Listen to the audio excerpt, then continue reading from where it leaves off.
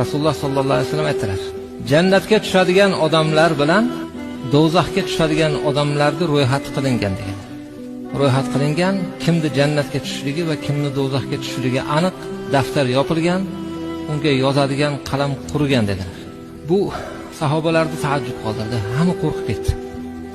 Ya Rasululloh, agar ish bitgan bo'lsa, amal nimaga bo'lsam dedi. Biz buncha qiynalib nima qilamiz? Ish bitgan bo'lsa, shunchalik bitganki, umuman o'zgarmaydi.